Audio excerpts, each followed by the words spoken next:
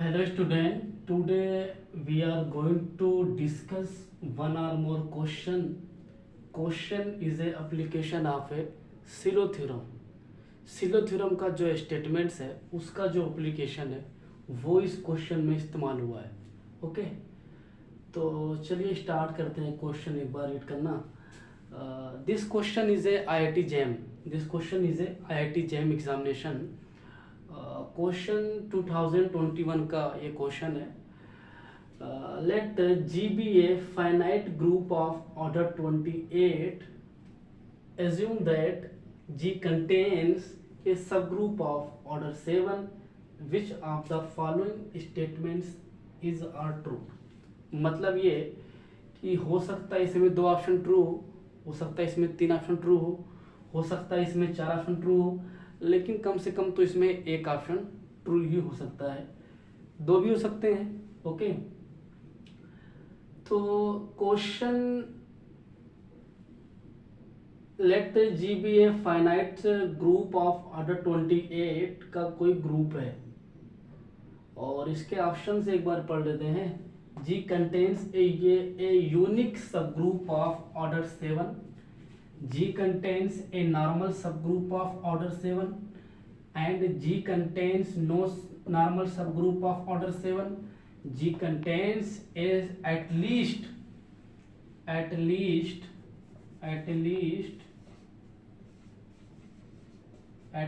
two subgroup of order 7.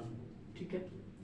Option 4 discard करने के लिए if we take the counter example. Option 4 discard करने के लिए if you take the counter example, if you take G is equal to Z28.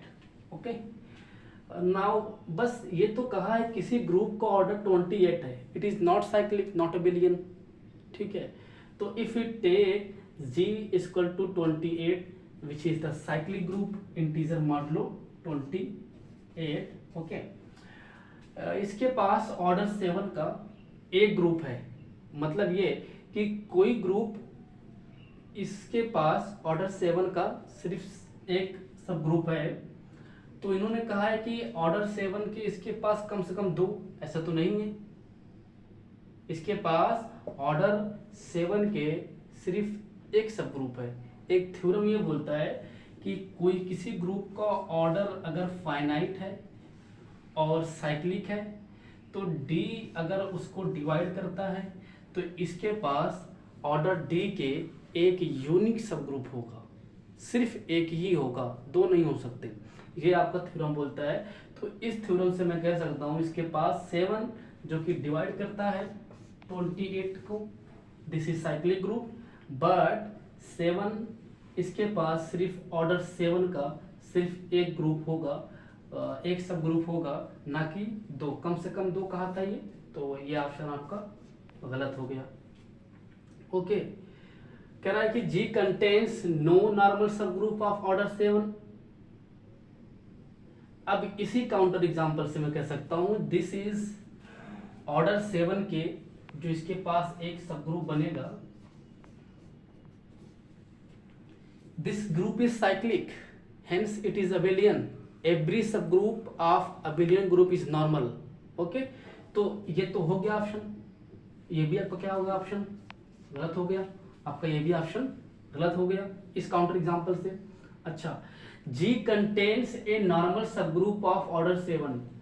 अब इसको थोड़ा सा देखना पड़ेगा क्योंकि ये दोनों ऑप्शन मैंने डिस्कार्ड कर दिए इस काउंटर एग्जांपल से. तो मुझे ऑप्शन 4 ऑप्शन बी को एक बार दूसरा काउंटर एग्जांपल नहीं कहूंगा मैं, इसका मुझे देखते हैं. We can apply Sylow theorem. Okay Sylow theorem is applicable for all finite group. Okay तो if Sylow theorem order of G is given that 28 we can prime factor तो 2 की पावर 2 इंटू 7. ओके तो 7 कह रहा है तो N7. ठीक है नंबर आप सेलो पी सब ग्रुप कितने होंगे तो 1 प्लस के पी तो 1 प्लस 7 के सच दैट 1 प्लस 7 के डिवाइड्स ऑर्डर ऑफ ग्रुप जी, तो 2 की पावर 2 इंटू 7। ओके ओके, अब 1 प्लस 7 के और 2 की पावर 2 का जो जीसीडी होगा, इसका जो जीसीडी होगा वो 1 आएगा, इसका जो जीसीडी होगा वो 1 आएगा। ओके, इसका जो जीसीडी होगा वो 1 आने वाला है। सॉरी एक सेकंड, यहाँ पे मिस्टेक हो गया। 1 प्लस 7 के इंटू 7 का जो जीसीडी होगा वो 1 आएगा। ओके, तो गॉस लेम्मा क्या बोलता है? गॉस लेम्मा ये बोलता है कि अगर ए डिवाइड करता है बीसी को और ए बी का जो जीसीडी अगर 1 है तो ए आपका सी को डिवाइड कर जाएगा, ये आपका गॉस लेम्मा बोलता है। ओके, तो इससे कहूँगा मैं, यहाँ से मैं कहूँगा कि 1 प्लस 7 के डिवाइड्स 4। ओके, तो यहाँ से कब डिवाइड करेगा? जब आपका के क्या होगा? 0 होगा, तो सिर्फ एक ही की मिलेगा यहाँ से। तो यहाँ से कहूँगा n इक्वल टू 1, ठीक है। या फिर अब इस ग्रुप के पास ऑर्डर 2 का एक सब ग्रुप है, इस ग्रुप के पास ऑर्डर 4 का एक सब ग्रुप है जो कि सेलो पी सब ग्रुप है, इस ग्रुप के पास ऑर्डर 7 का एक सब ग्रुप है जो कि सेलो पी सब ग्रुप है, ठीक है, ऑर्डर 7 का। तो इसके पास ऑर्डर 7 का एक सब ग्रुप है, यूनिक सब ग्रुप है, इसके पास ऑर्डर 7 का सिर्फ एक ही सब ग्रुप है। तो यहाँ पे मैंने जो लगाया है सेकंड थ्योरम सिलो थ्योरम का, तो वो इस तरह से काम करता है कि ऑर्डर 7 के इसके पास सिर्फ यूनिक सब ग्रुप है, unique subgroup. Okay, n7 is equal to unique subgroup of order 7, ठीक है। तो इसके पास ऑर्डर 7 का यूनिक सब ग्रुप है।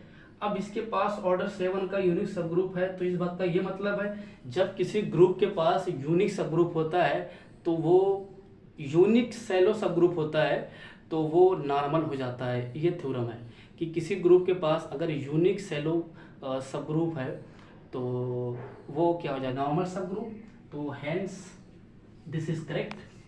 इसके पास यूनिक सब ग्रुप होगा ऑर्डर 7 का, yes, and this is also correct. Okay, this is also correct. G contains a normal subgroup of order 7. Yes, true, because the theorem says that if a subgroup has a unique silo p subgroup, then this subgroup is always normal. ये theorem है, ठीक है। तो ये question था आपका। इस question में तो मेरे ख्याल से कोई ज़्यादा कॉन्सेप्ट यूज नहीं किया मैंने, बट वही सिलो थ्योरम का फर्स्ट एंड सेकंड थ्योरम का एप्लीकेशन एंड कुछ काउंटर एग्जांपल आपके माइंड में होना चाहिए ताकि आप कुछ ऑप्शन को डिस्कार्ड कर दें, क्योंकि काउंटर एग्जांपल हमारे लिए बहुत यूजफुल होता है टू एनी एग्जामिनेशन, खास करके जो कॉम्पिटिटिव एग्जाम होते हैं उन सभी के लिए आपके लिए काउंटर एग्जांपल मोस्ट सफिशिएंट होना चाहिए ताकि आप जो ऑप्शंस हैं उनको आप इजीली डिस्कार्ड कर पाओ। Thank you for watching this video.